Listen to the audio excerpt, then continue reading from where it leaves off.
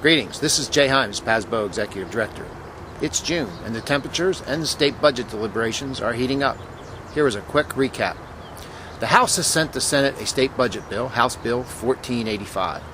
This is a House Republican modified spending plan that restored about $100 million in basic education funding to provide additional state funds to about 139 districts in order to raise their 11-12 BEF to at least 2008-2009 levels. The House Republican version also restores $100 million for the accountability block grants, giving districts about 38% of their current year's funding. Finally, the Social Security proposal to mandate higher Social Security expenses for some districts has been eliminated in House Bill 1485. As the budget discussions shift to the state Senate, the debate will be whether or not to use the surplus to restore cuts made in the 11-12 spending plan proposed by the governor. The governor's line in the sand is $27.3 billion in state spending. The House version used funds allocated to other areas of state government, mostly welfare, to provide additional education funding, keeping total spending at $27.3 billion. The May revenue reports released recently show a projected surplus in excess of $500 million. If there is Senate support for breaking through the $27.3 billion in total spending, we could see some additional restorations of cuts. But any use of surplus funds will also likely include additional funding for higher education and for hospitals.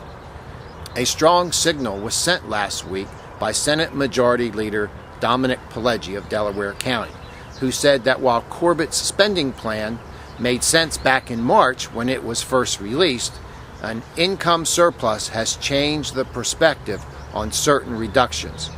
He chose to reduce spending within that framework, primarily in education, the Senate Majority Leader said.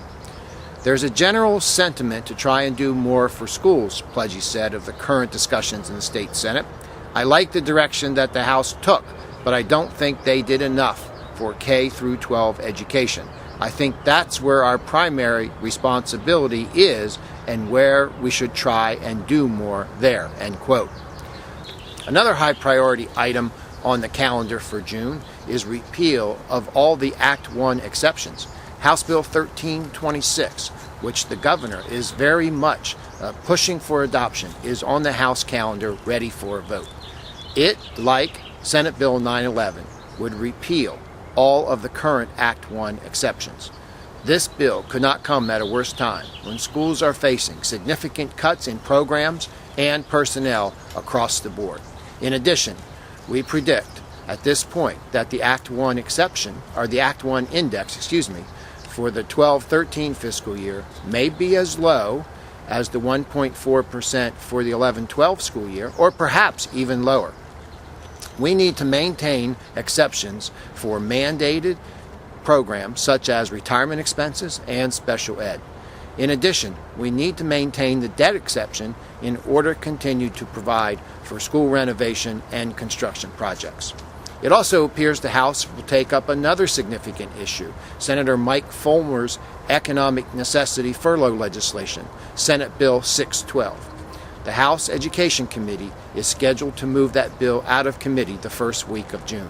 We need an effective and workable tool for you to help you reduce your personnel costs in a sensible way.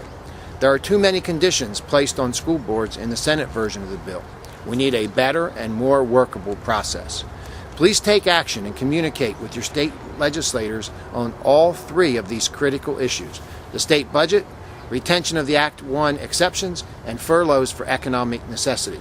Expect the General Assembly to wrap up the budget by June 30th. Thanks for listening.